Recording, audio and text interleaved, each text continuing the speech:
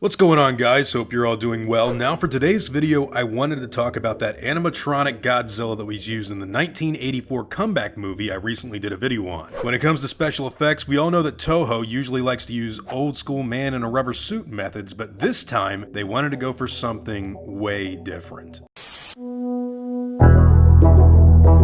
So one of the things that made the Return of Godzilla so interesting was the fact that for the first time in years, the monster was taken more seriously than what we'd seen in these movies from the 60s and 70s. And one of the ways they wanted to take things in that more menacing direction was with the creation of a 16-foot animatronic design for the film. Now, the design of Godzilla for this movie was already darker with longer fangs and an aggressive-looking face leaping away from the derpy Muppet Godzilla we'd come to know and love from the older films. But when you get to see what the animatronic was capable of, it really does show how much more of an animalistic beast they wanted to make him in this version. Although movement was famously limited with the animatronic, one thing it did pretty memorably was force Godzilla's lips to curl up and move in a sort of snarl whenever they wanted the monster to roar. And this made for some pretty memorable effects work in comparison to the rubber suit that they also used in the movie. Apparently, this thing cost around $475,000 to make, which would have been pretty cool if that is indeed true. I've heard other people say that it cost $475, which is not impressive, but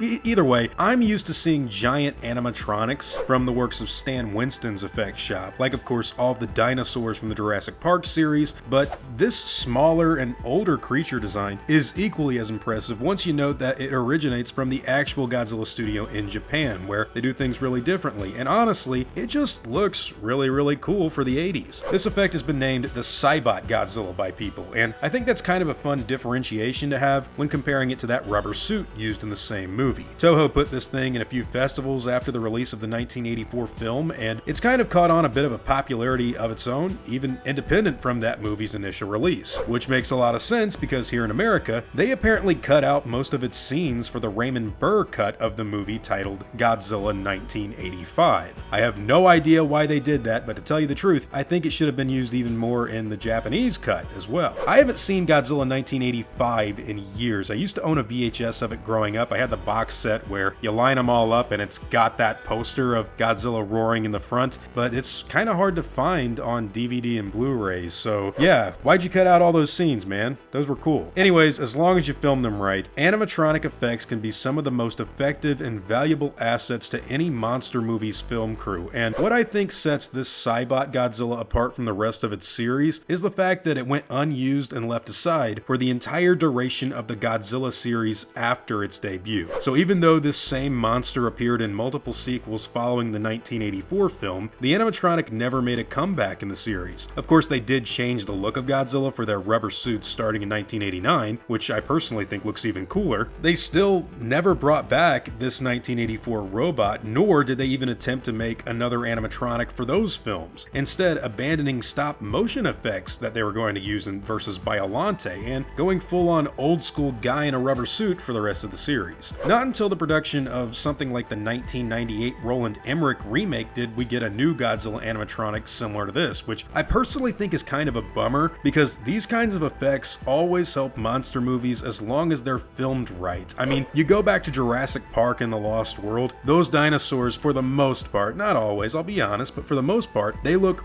really solid. Some stuff in Jurassic Park 3 with the Spinosaurus looks a bit like a Universal roller coaster ride, but hey, there's some older stuff in not just Jurassic movies, but other stuff in general that does look really good when it comes to animatronic effects. And I'd love to see them make a comeback in Hollywood, but hey, what do all of you guys think of these special effects? I know Godzilla movies usually look a little hokey in comparison to what we have over here in the West, but man, I really would have loved to have seen more of this CYBOT beast in further entries. It's become kind of a fun little relic from the past and one that I think has a lot of cool info on. But hey, those are all just my own thoughts on the subject matter. What do you guys think of the special effect from the Return of Godzilla, and would you have liked to have seen something else like this in the future? Whatever your thoughts and opinions happen to be, I'd love to hear them in the comments down below.